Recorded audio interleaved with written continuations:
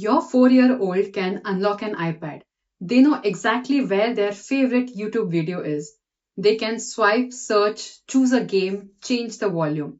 But ask them to pack their own school bag, you hear, Mummy, you do it. Put their shoes away, Mummy, you do it.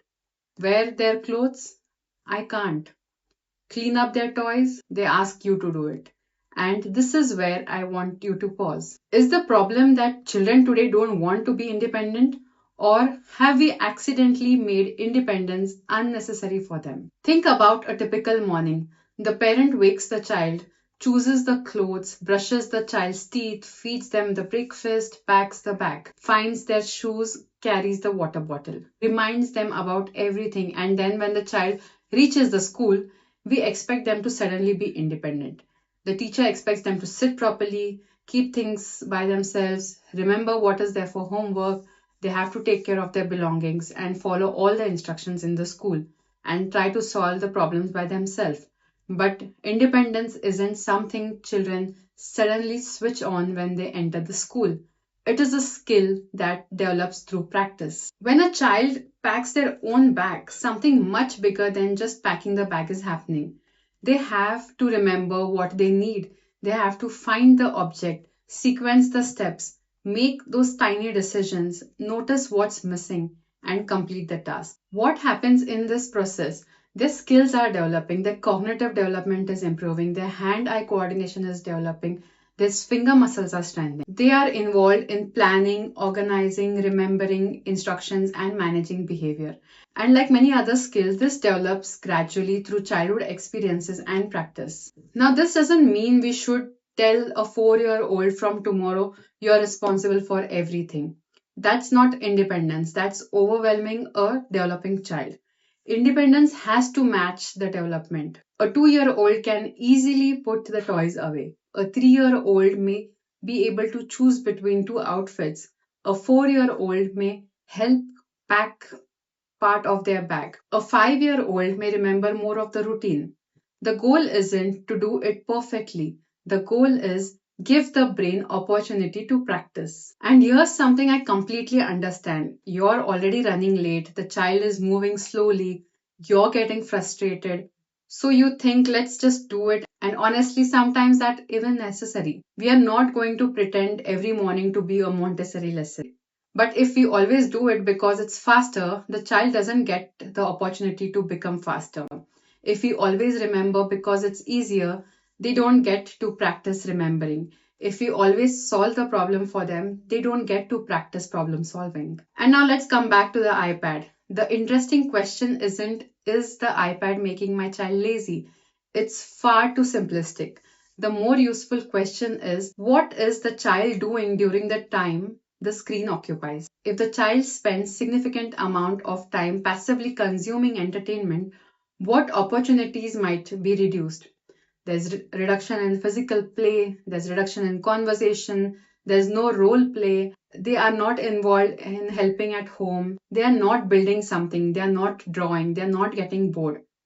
They're not trying something difficult, or they are not even practicing to make mistakes. They're not even getting involved in solving little problems of the house. The concern isn't that every minute of the screen damages their thinking brain. It is what the screen is replacing. Here's another interesting moment. Your child says, Mommy, I can't do it. What do you do next? Sometimes you immediately take over and say, Okay, give it to me, I'll do it for you. Or you just say them, all right, move aside, let me show you. And I understand there is love behind this. We don't want our children to struggle. We don't want them to feel frustrated. We want to help. But there is a difference between helping a child to do something and helping a child learn how to do something. What happens when we overhelp our children? If a child repeatedly experiences that if there's a problem, there is an adult to solve it, their brain gets fewer opportunities to practice. Instead, if there is a problem and the child is able to think, they try, they fail, they adjust, they try again, and then they solve, that is incredibly valuable because eventually childhood becomes adolescence and then adulthood, and nobody is going to pack their office bag for them. Nobody is going to remind them about every deadline. Nobody is going to solve every friendship problem. Nobody is going to organize their life for them.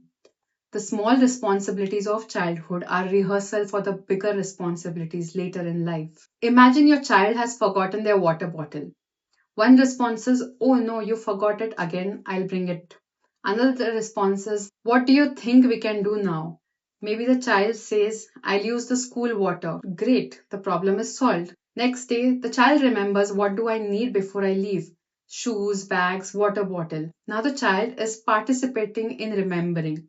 It's a tiny moment, but that's how skills grow. And honestly, in many Indian families, there's another layer.